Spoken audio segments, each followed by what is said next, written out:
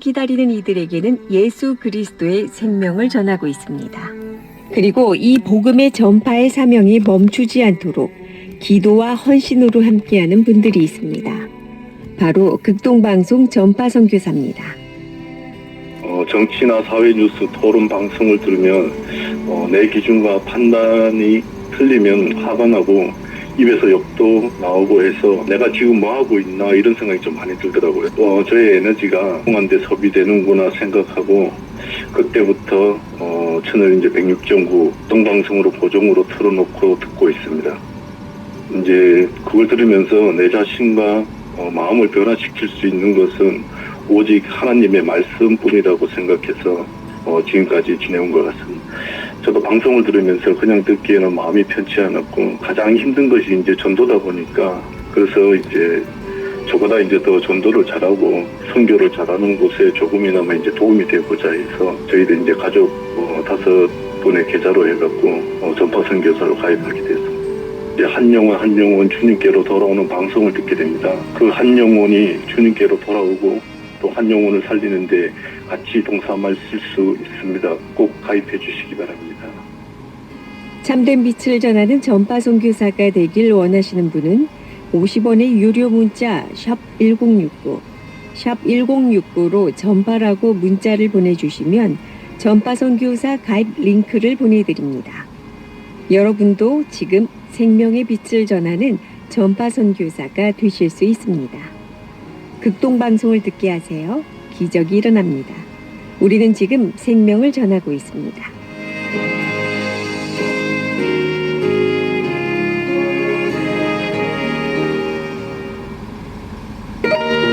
FEBC 1분 칼럼 에스더 기도운동과 함께합니다.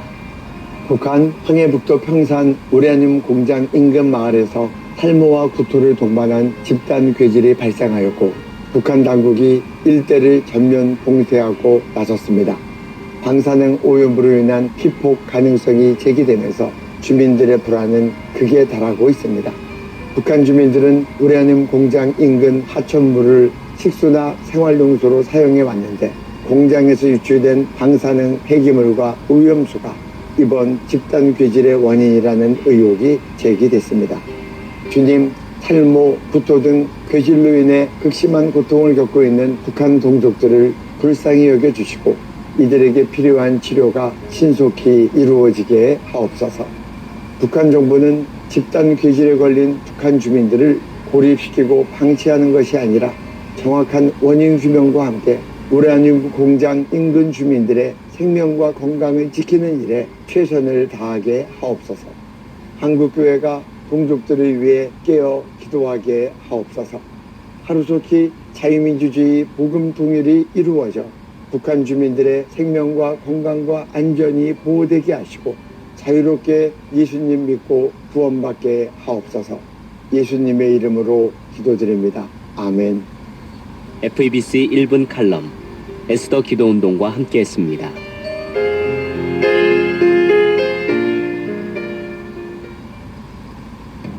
아름다운 찬양과 기쁜 소식 전하는 우리의 극동방송.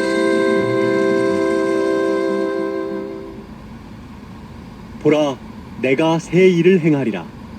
2026년 극동방송 주제 선구입니다. AM 1188kHz, FM 106.9MHz, 대한민국 선교 중심 극동방송입니다. HLKX, 극동방송에서 8시를 알려드립니다.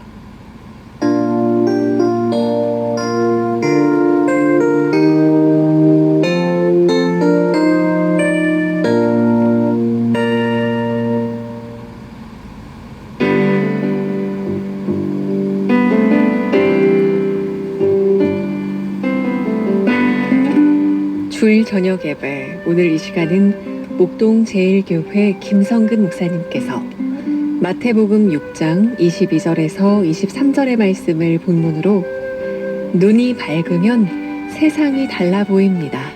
영의 눈이라는 제목의 설교 전하십니다. 말씀에 은혜 받으시기 바랍니다.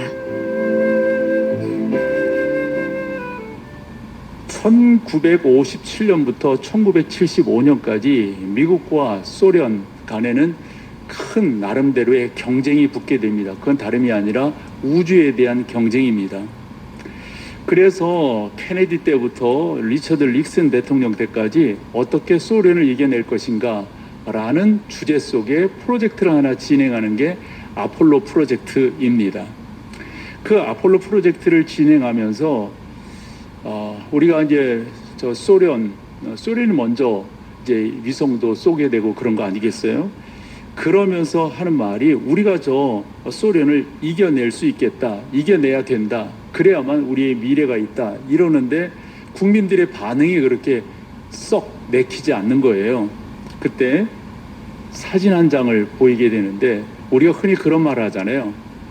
100마디 말보다 한 번 보는 게 훨씬 더 효과적이다 이런 말인데, 지금 여러분들이 보시는 저 사진은 지구도지 사진이다 이렇게 알려져 있습니다. 68년도 작품인데요. 저 사진을 보면서 캄캄한 우주 가운데서 저렇게 초록색 지구가 보여진다고 하는 게 많은 사람들에게 감동을 주는 거예요. 다 이렇게 거무튀틱한 그런 행성이라든가 위성들을 보게 되는데 지구만은 초록색 저런 빛을 띠고 있었다라는 겁니다. 그래서 사람들의 생각에 환경보호라고 하는 게 얼마나 중요하고 우주 개발이라고 하는 게 얼마나 중요한가, 저 사진 한 장으로 사람들의 마음을 사게 되었다 이런 말입니다. 말인즉슨 우리가 눈으로 보는 것도 중요하지만 어떻게 보느냐, 무엇을 보느냐, 이게 더욱더 중요하다라고 하는 겁니다. 이스라엘 히브리 사람들은 눈이라고 하는 단어를 오프달모스라고 하는 단어로 쓰고 있는데, 이것은 단순히 본다라고 하는 의미가 아니라 샘 또는 원천이다라고 하는 더 깊이 있는 의미를 담고 있습니다. 그러니까 여러분, 본다라고 하는 것은 다른 것이 아닙니다. 우리가 어떤 생각을 하느냐, 어떤 경험을 했느냐에 따라서 본다고 하는 것은 천양지차가 되는 것 아닐까요? 다시금 어떻게 보느냐가 참 중요합니다. 어떻게 보느냐. 제가 사역을 하면서 참 귀한 사람들을 많이 만났는데 그 중에 한 사람을 꼽으라고 한다면 시각장애인으로 평생을 산 고 강영우 박사를 빼놓을 수가 없습니다. 저 강영우 박사께서 참 귀한 삶을 사셨고 크리스찬으로 많은 영향력을 이렇게 발휘를 하셨는데 그 중에 하나가 자녀들을 잘 키웠다라고 하는 겁니다. 큰아들은 즉 강진석 씨인데 안과 의사로, 그 다음에 둘째 아들은 법률가로 이렇게 잘 키웠습니다. 강영호 박사를 만났을 때 제가 우문을 던진 적이 있습니다. 아니 박사님, 아들이 안과 의사고 한데 눈을 좀 치료하시면 되지 않겠어요? 그랬더니 강 박사가 하시는 말씀이, 사실 자기 큰아들도 본인한테 그런 말을 했다고, 아버지 한번 눈을 고쳐보시지 않겠느냐고. 그때 나는 이대로 살겠다고, 나는 이대로 살겠다 이리 말씀을 하셨어요. 그러면서 이분이 뒤에 설명하는 그 설명을 한마디로 이야기해 본다면, 당신에게 있어서 눈이라고 하는 것은 육체적인 눈보다 더 중요한 눈이 있다는 거죠. 영적인 눈. 카드를 넣어주세요. 눈을 뜬다고 해서 더 의미가 있다 없다라는 것을 따지기에 앞서서 영적인 눈을 다치기 싫다라는 말입니다. 러시아의 대문호인 반체자 작가이죠. 알렉산드르 솔제니친의 그 내용이 좀 생각이 났어요. 이분이 그의 작품 생활을 통해 가지고 자유에 대한 이 사모함이 얼마나 컸는지 몰라요. 억압하고 억제되어지는 이 공산 체제에서 내가 좀 자유를 찾았으면 얼마나 좋겠는가, 그런 생각을 하던 이분이 1976년도에 이 소련 체제에서 나오게 됩니다. 그래서 스위스에서 2년을 지내고 미국에서 18년을 지내는데, 한마디로 말해서 18년간 미국에서 지낸 당신의 삶은 깊은 실망이었다 이 말입니다. 아니, 그렇게 사모하면서 그렇게 나오고 싶어서 그렇게 가고 싶어서 온 이 땅이었는데 실망했다는 거예요. 이유가 뭔가 봤더니 서구 자본주의의 사회적, 도덕적 타락을 본인이 이렇게 보면서 극단적 물질주의가 그들을 사로잡고 있는 것을 보면서 영적 공허함에 수많은 사람들이 헤매고 있는 모습을 보면서 본인이 정작 오고 싶은 곳에 왔지만은 실망할 수밖에 없었다. 이 이야기가 저는 떠오르더라고요. 그러니까 여러분, 눈이 있다고 해서 다 눈이 아니고요. 보지 못한다고 해서 다 보지 못하는 게 아닌 거죠. 우리가 뭐를 보느냐, 어떻게 보느냐, 이게 무엇보다도 중요합니다. 그래서 누가복음 11장에서 우리 주님은 말씀하십니다. 눈은 마음이고 인격이라고. 오늘 본문 21절에서 눈은 몸의 등불이니 이렇게 말씀하고 있습니다. 눈이 어두우면 우리의 삶이 어두울 수밖에 없어요. 내가 무엇을 어떻게 보느냐, 장애가 문제가 아니라 몸은 성한지 몰라도 제대로 볼 것을 보지 못한다면 그야말로 진짜 장애인이 아닐까요? 우리 어른들은 이런 말씀들을 했습니다. 눈은 밝아야 하고 귀는 예민해야 하고 마음은 지혜로워야 한다고요. 여러분들의 눈은 어떤 눈일까요? 누가복음 11장 33절에 36절까지의 말씀을 우리 같이 한번 읽어보겠습니다. 함께 하시죠. 누구든지 등불을 켜서 우음 속에나 말 아래에 두지 아니하고 등경 위에 두나니 이는 들어가는 자로 그 빛을 보게 하려 함이라. 내 몸의 등불은 눈이라. 내 눈이 성하면 온 몸이 밝을 것이요 만일 나쁘면 내 몸도 어두우리라. 그러므로 내 속에 있는 빛이 어둡지 아니한가 보라. 마지막, 내 온 몸이 밝아 조금도 어두운 데가 없으면 등불의 빛이 너를 비출 때와 같이 온전히. 여러분, 무슨 말씀이에요? 예수님께서 여기에서 눈이라고 하는 게 그저 단순한 우리의 육체적 눈을 이야기하는 것이 아니라고 생각합니다. 눈은 떠 있지만 흐린 눈이 있습니다. 눈은 뜨고 있는지 모르지만 나쁜 눈이 있습니다. 그래서 질문하게 되는 거죠. 일반적으로 눈은 뜨고 있는데 왜 흐린 거예요? 왜 안 보이는 거예요? 왜 못 보는 거예요? 라고 말이죠. 우리가 어려서부터 이런 말을 듣곤 했습니다. 아니, 쟤는 뭔가 씌웠나 봐. 뭐에 씌워졌나 봐. 이런 식의 표현을 우리는 듣곤 했습니다. 그 대표적인 사람을 꼽으라고 한다면 가룟 유다고, 그 대표적인 사건을 꼽으라고 한다면 풍랑 앞에서 어리둥절해하는 제자들이라고 봅니다. 여러분, 가룟 유다가 눈이 없었습니까? 보지를 못했습니까? 그런데 왜 사랑하는 선생님이요 존경하는 그런 어른인 예수 그리스도를 은 30냥에 팔아버리는 것입니까? 이 은 30냥이라고 하는 것은 간단한 거예요. 그 당시로 보면 노예를 거래할 때 그 노예의 가치입니다. 어떻게 자기의 선생을, 어떻게 그 수많은 기적을, 수많은 능력을, 수많은 귀한 말씀을 보고 체험했고 들었음에도 불구하고 예수 그리스도를 은 30에 판단 말입니까? 그의 눈이 어둡기 때문입니다. 마태복음 14장과 마가복음 6장에 보면 풍랑 앞에서의 제자들을 볼 수가 있는데, 그때 풍랑을 만나기 전 상황이 오병이어의 사건이었어요. 오병이어의 사건을 경험한 그 당시 사람들이, 아, 이런 분이 우리의 왕이 된다면 우리가 로마의 식민지에 있다 할지라도 굶주리지 않을 것이다. 이러면서 나름대로 예수님을 왕으로 삼으려고 그럴 때, 예수님은 이 세상에 왕이 되기 위해서 오신 것이 아니잖아요. 그래서 예수님께서 제자들에게 빨리 재촉을 해서 다른 곳으로 가라고, 저 건너편으로 가라고. 이 마태복음 14장 22절에 재촉하다라고 하는 아난카조라고 하는 이 단어는 그냥 뭐 이렇게 그 정도의 재촉이 아니에요. 뭐 밀어내듯이 이렇게 막 재촉해서 떠나는 겁니다.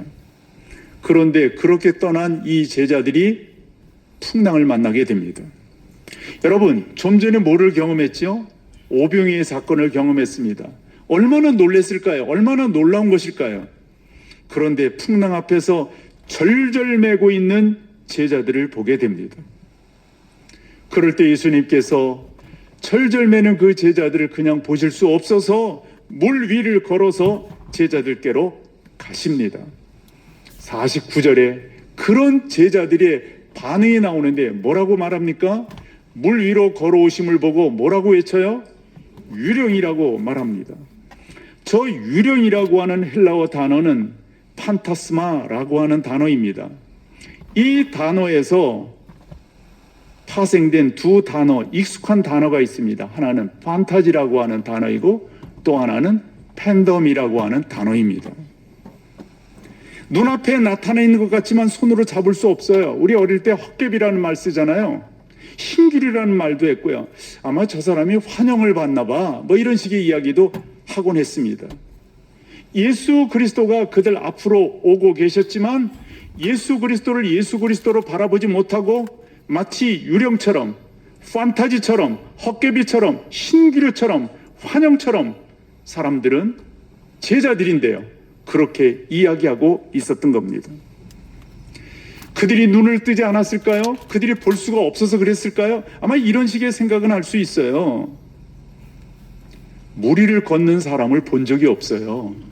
들은 적도, 아마 그래서 그런 반응을 보였는지 모르지만 좀 전에 오병이의 사건을 경험했잖아요. 주님의 능력을 경험했잖아요. 그리고 우리가 흔히 실루엣만 보더라도 누군지 아는 세상 아니에요? 왜 몰랐을까요, 여러분? 이런 생각을 해보게 됩니다. 은혜가 임하지 않으면요, 성령이 우리 가운데 기름 부음이 있지 아니하면 볼 것을 제대로 볼 수 없다는 사실이죠. 다른 것에 관심이 있고 다른 것에 초점이 놓여져 있으면 볼 것을 제대로 보지 못하는 겁니다. 솔로몬이 그의 경험을 살려서 지금 우리가 하는 이런 내용으로 성경에 기록한 것이 있습니다. 그것이 잠언 4장 18절 19절인데 먼저 18절. 그래서 19절은 악인인데 여기는 의인에 대해서 이 대비해서 지금 이야기하는 거예요. 의인의 길은 돋는 햇살 같아서 크게 빛나 한낮에 광명에 이르거니와 그랬어요. 그러니까 의인은 저런 거다 이거예요. 반대로 악인을 봐봐요. 19절. 악인의 길은 어둠 같아서 봐봐요. 그가 걸려 넘어져도 그것이 무엇인지 깨닫지 눈은 뜨고 있지만 보지 못하는 거예요. 그가 느낄 수는 있는지 모르지만 제대로 느끼지 못하는 거죠. 여러분들은 죄송하게 질문해요. 의인이에요? 악인이에요? 18절이에요? 19절이에요? 눈은 뜨고 있지만 아이리스 컬리라고 하는 미국의 저명한 기독교 교육학자이고 영성 신학자입니다. 이분의 책이 우리나라에 한 권 번역이 되었는데 그 제목이 영적 성장을 위한 교육이라고 하는 책입니다. 이 책에서 거기나 여기나 참 비슷한 것 같아요. 사람들에게 평안이 없다는 거예요. 근데 이분이 질문을 던져요. 왜 평안이 없는가? 여러분, 예수 그리스도를 믿는다고 하는 것은 우리 가운데 심령에 평안이 있는 것 아니겠어요? 왜냐? 우리 주님께서 우리에게 주시는 것은 세상에 주는 것과 다른 것을 주셨어요. 그래서 너희는 마음에 근심하지 말라. 하나님을 믿는 것 같이 나를 믿어라. 내가 너희에게 주는 평안은 세상에 주는 것과 다르다. 우리는 그것을 믿는 사람들이잖아요. 그리고 예수님께서 부활하셔서 제자들에게 나타나실 때마다 하신 말씀이 동일합니다. 뭐라고요? 평안하뇨? 평안하뇨? 평안하뇨? 이건 예수 믿는 사람들이 주어지는 특권이에요. 우리가 예수 그리스도를 옳게 믿는다라고 하면 우리 가운데 뭐가 자리 잡고 있어야 됩니까? 평안이 자리 잡고 있어야 됩니다. 다르게 표현하면 평강입니다. 그런데 아이리스 컬리라고 하는 학자의 이야기는 많은 사람들, 특별히 교회당 안에서도 그런 사람들을 너무 많이 보게 된다는 거예요. 이유가 뭔가? 이분의 분석이 세 가지입니다. 먼저는 불안해한다는 거예요. 믿지 않으니까 불안할 수밖에 없는 거죠. 예측이 빗나가니까 불안할 수밖에 없는 겁니다. 사랑하는 여러분, 이 땅에 지속적으로 시선을 맞추고 있으면 불안할 수밖에 없습니다. 여러분들의 눈을 들어 하늘을 바라볼 때 하나님의 놀라운 역사 가운데 평강을 얻게 될 줄로 믿습니다. 한데 이 안에 계시면서도 계속 불안해하는 거예요. 두 번째, 왜 불안해하는가 이렇게 봤더니 거기나 여기나 참 비슷한데 너무 사람들 가운데 분노가 많다는 거예요. 누군가를 미워하는 마음이 많다는 거죠. 우리나라의 뉴스를 한번 분석해 보세요. 저는 한 95%가 여기에 해당되지 않나 싶어요. 좋은 이야기 들어본 적이 없어요. 요즘엔 뭐 유튜브가 원체 활성화되어서 짤 영상들 뭐 많이 나오는데 그런 영상들을 다 보라고요. 다 누군가를 디스하고 있어요. 누군가를 디스하고 있어요. 뭐 그렇게 하고 있어요. 이러한 분노를 가지고는 결코 우리 가운데 평안과 평강을 누릴 수가 없는 것이죠. 저는 고린도전서 13장 13절을 그래서 사랑하는데요. 그런 적입니다. 그렇기 때문입니다. 그렇기 때문에 믿음, 소망, 사랑 이 세 가지가 중요한데 그 중에 제일이 사랑이다. 사랑하는 마음이 있어야 세상을 밝게 볼 수가 있습니다. 누구를 미워하고 누구를 한다면 우리가 온전함에 나갈 수가 없어요. 참 많은 사람들이 섭섭해요. 섭섭하대요. 너무 자기중심적으로 생각하다 보니까 저도 이렇게 사람들을 만나고 요즘 그러는데 그 보면 어떤 사람은 그런 표현을 하는 거야. 섭섭하대. 이유가 뭐냐 그랬더니 당신한테 그건 섭섭해할 것이 아닌데. 아이리스 컬리가 왜 사람들에게 평안이 없는가 세 번째로 말하는 그 세 번째는 다름이 아니라 힘을 의존하고 있기 때문이다. 그럼 말을 합니다. 그 힘을 의존한다라고 하는 말은 나름대로 이것이 있으면 나에겐 안정이 있을 거야. 이것이 있으면 그러면서 생각하는 이 세상의 조건들, 가치들이 있습니다. 여러분들이 어느 정도 경험하고 계시리라 생각합니다. 그것이 나에게 안정감을 줄 것이라고 생각했던 그것이 진정한 안정감을 주느냔 말이에요. 그래서 오늘 성경에 우리 주님 뭐라고 말씀하시냐면 23절에 눈이 나쁘면, 즉 제대로 볼 것을 보지 못하면, 그러니까 눈이라고 다 눈이 아닌 것이죠. 여기 나쁘면이라고 하는 이 포네로스라고 하는 이 단어도 다른 것이 아닙니다. 그냥 단순한 이런 육적인 눈이 아니라 마음의 눈입니다. 영적인 눈입니다. 도덕적인 눈입니다. 이런 것 상태가 좋지 않으니까 우리 가운데 온전한 것들을 볼 수 없게 된다, 이런 말입니다. 예를 하나 들어보면 마태복음 20장에 포도원 주인에 대한 예화가 나오고 있어요. 이 포도원 주인이 바깥에 나가봤더니 일하지 않고 서성이는 사람들이 너무 많은 거예요. 그래서 당신 들어와서 우리 농장에서 일해라. 그러면 내가 당신한테 한 데나리온을 주겠다. 이렇게 약속을 합니다. 그랬더니 그 사람이 와서 일을 합니다. 나가봤더니 또 있는 거예요. 그래서 그 사람 보고 들어오라고 그럽니다. 아니 끝날 때쯤 했는데도 또 있는 거예요. 그래서 당신 들어오라고 이렇게 말을 합니다. 이건 영적인 것이죠. 우리 주님께서 값없이 하나님의 사람들, 당신의 백성들을 부르신다 이런 말입니다. 그러고 이제 파할 시간이 되었어요. 그 사람들에게 한 데나리온씩 주는 거예요. 그런데 먼저 온 사람들이 불평하기 시작합니다. 아니 왜 우리를 저 늦게 온 사람과 똑같이 대우하냐고. 그러면서 이 불평하는 사람들을 향하여 주님께서 뭐라고 말씀하시는가? 15절입니다. 내가 선함으로 네가 악하게 보느냐? 잘못된 눈입니다. 영적으로 올바른 눈이 아닙니다. 샘을 내고 심술을 부리고 인색한 시선을 갖고 있습니다. 바로 이것이 나를 악하게 보느냐라고 하는 악하게라고 하는 단어가 갖고 있는 의미입니다. 우리가 성령의 사람이고 은혜를 받은 사람이라면 그 이상의 것을 보아야 돼. 육신의 눈은 새를 보는지 몰라도 영의 눈은 그 새를 키우시는 하나님을 볼 수 있어야 되는 것이죠. 육신의 눈은 자연을 보는지 몰라도 영의 눈은 이 우주 만물을 친히 다스리시고 이끌어 가시는 하나님을 볼 수 있어야 되는 거죠. 우리가 말로는 역사를 이야기하고 이러니 저러니 그때는 어떻고 지금은 어떻고 이렇게 이야기를 하지만 그러나 영의 눈으로는 이 모든 것들을 친히 이끌어 가시는 역사의 주관자 되시는 하나님을 볼 수 있어야 되는 거죠. 우리 가운데 그런 눈을 갖기를 축원합니다.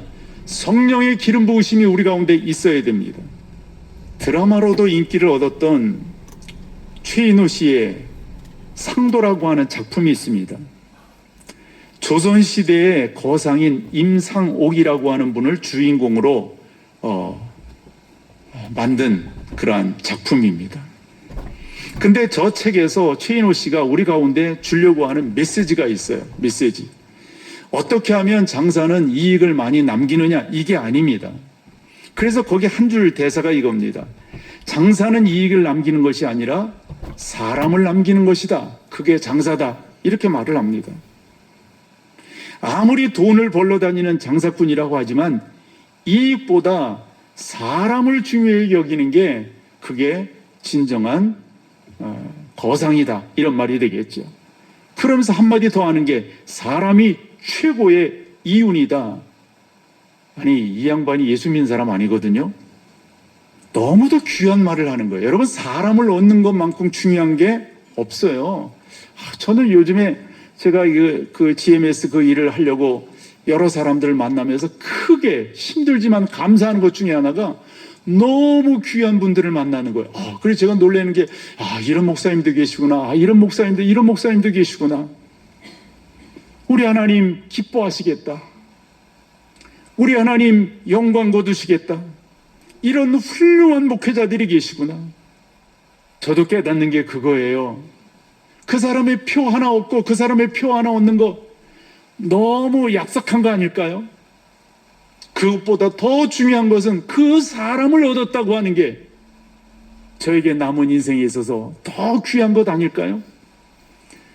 제가 선거에서 이 세상이 되고 안 되고를 떠나서 참 귀한 하나님의 사람들을 만나고 귀한 하나님의 사람들을 얻었다. 이것보다 더 중요한 것이 어디 있을까요? 임상옥 씨는 장사꾼 이전에 그는 훌륭한 리더였습니다. 사람을 볼 줄 아는 그러한 시각, 우리 하나님의 시각입니다. 사람의 마음을 읽을 줄 아는 것. 그래서 우리 주님은 22절에 이렇게 말씀하십니다. 내 눈이 성하면, 그래, 성하면. 저기서 내 눈이 성하다라고 하는 말은 단순하게 뭐 눈을 똑바로 뜨고 있다, 뭐 병들지 않았다, 이런 말이 아니라 초점의 말이에요. 초점. 내 눈에 초점이 제대로 있으면, 사물을 보더라도 초점이 안 맞으면은 흐릿하게 보이잖아요. 요즘 뭐 다 오토포커스니까 뭐 그렇지만은 예전에 그 사진기라든가 이런 거 보면 이 초점이 안 맞으면은 흐릿하잖아요. 여기서 내 눈이 성하면이라고 하는 말은 그 초점에 대한 이야기입니다. 올바로 볼 줄 알아야 되는 건데 올바로 볼 줄 모르면은 그게 안 되는 거죠. 요한복음 9장에 가보면 나면서부터 시각장애를 갖고 있었던 한 사람이 등장합니다. 이 사람이 예수님을 만나서 눈을 뜨게 됩니다. 그런데 이 사람이 눈을 뜨게 됐다고 하는 그 이유 때문에 시비가 붙습니다. 잘했느니 못했느니 그렇게 했느니 왜 그랬느니 뭐 이런 거예요. 15절에 가보면은 이 사람이 그런 말을 합니다. 너를 눈뜨게 한 사람이 누구냐 그랬더니 그분이 나에게 진흙으로 눈에 바르더니 씻고 와라. 그래서 씻고 왔더니 내가 눈을 뜨게 되었다. 이런 이야기예요.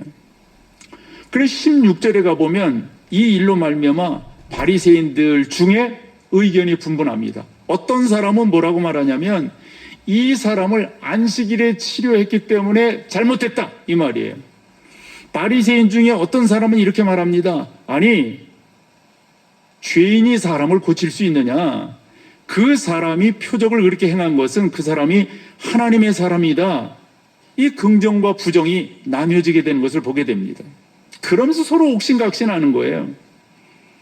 그런데 그 뒤로 고침받은 사람이 25절에 명답을 합니다. 같이 한번 읽어보시죠. 대답하되 그가 죄인인지 내가 알지 못하나 한 가지 아는 것은 내가 맹인으로 있다가 지금 보는 왜 이 사실 자체를 보지 못하느냐 이런 말이죠. 왜 편견을 갖고 왜 이상한 시각으로 바라보고 있느냐 하는 거예요. 이렇게 이 사람이 말하니까 28절 한번 보여줘 볼래요? 그들이 뭐를 했다고요? 저 욕이 어떤 욕일까요? 여러분 생각해요. 첫 번째, 두 번째 무슨 욕이에요? 여러분 생각나는 거 있잖아요? 너무 거룩한 척 하지 말고요.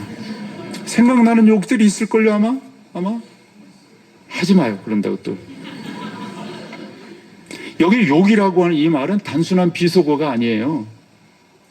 완전한, 그러니까 그 사람을 완전히 죽이는 말이에요. 죽이는 말. 출교한다는 그런 말도 저 안에 담겨져 있어요.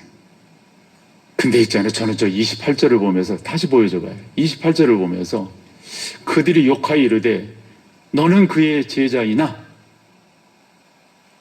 나는 누구의 제자라고요?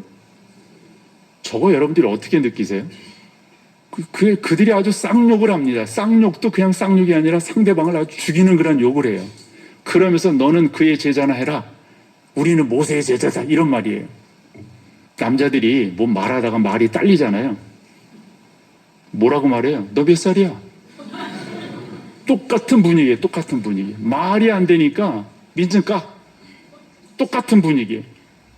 여러분, 올바른 시각을 갖지 못하니까 이렇게 지내고 있습니다.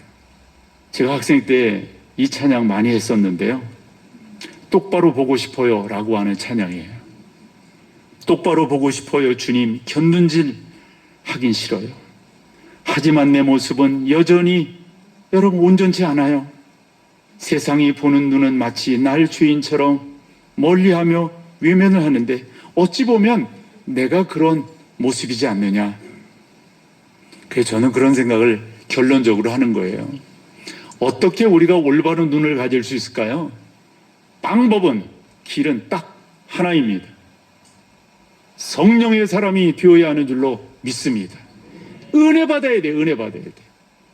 여러분, 내가 은혜 받았다, 내가 성령의 사람이다, 그것이 어떻게 드러나게 됩니까? 우리가 내 눈 주의 영광을 보내, 우리 눈 여서서, 우리는 이런 찬양이 여러분들이 은혜 받은 증거이기도 하지만 그게 다일까요? 저는 간단하게 생각하고 싶어 해요. 나와 함께하는 예배드리는 나의 가까운 사람들을 여러분들이 어떻게 보세요? 좋게 보이세요? 사랑스러워 보이세요? 여러분 마음에 담을 수 있는 그러한 하나님의 사람들로 보이세요? 내 눈이 성하면 온 몸이 밝을 것이요 그랬습니다. 구원받은 사람의 시선은 상대방을 옳게 보게 되어져 있습니다. 구원받은 사람의 마음의 눈은 이 세상이 아니라 하늘나라를 바라보게 되어져 있습니다. 상대방을 기분 좋게 해요. 기분 좋게. 하여튼 만나면 그냥 뒷담 하나 하고, 난 그런 생각해. 이 양반은 언제 철나나? 응? 여러분 언제 철날 거예요? 옳은 눈 가져야 되지 않겠어요? 옳은 눈? 참 그런 걸로 막 자기를 이렇게 세워요. 너무 유치해. 여러분 정말 옆 사람을 축복할 수 있는 그러한 여러분들의 도량이 되어야 합니다.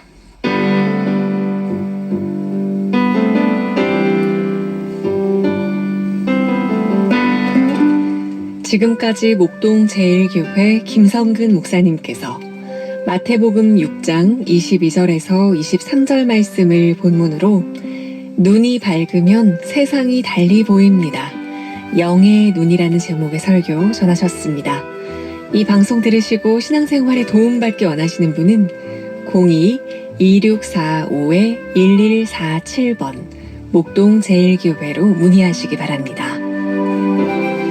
지금 들으신 설교는 극동방송 홈페이지에서 다시 들으실 수 있습니다. 주일 저녁 예배, 오늘 순서를 맺습니다.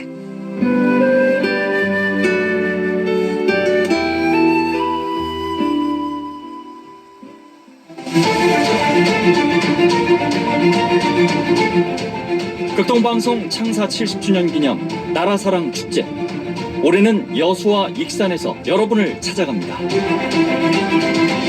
복음 70년, 광복 81주년, 대한민국의 역사를 기억하고 복음으로 미래를 노래하는 감동의 축제, 2026 극동방송 나라사랑 축제가 8월 13일 목요일 저녁 7시 30분 여수 진남체육관, 8월 14일 금요일 저녁 7시 30분 익산 실내체육관에서 열립니다. 조선의 바다를 지켜낸 이순신 장군의 용기, 대한독립을 향한 뜨거운 함성, 6.25 전쟁의 아픔을 딛고 눈부신 회복과 성장을 이루는 대한민국, 우리 민족의 감동적인 역사가 극동방송 전국 13개 지사 700여 명의 어린이 합창단이 선사하는 웅장한 합창과 아름다운 찬양, 그리고 화려한 퍼포먼스로 생생하게 펼쳐집니다. 대한민국을 사랑하는 마음과 평화와 통일을 향한 소망, 그리고 다음 세대를 향한 희망을 함께 나누는 시간, 온 세대가 함께 공감하고 함께 노래하며 하나님의 은혜를 기억하는 뜻깊은 축제 여러분을 초대합니다.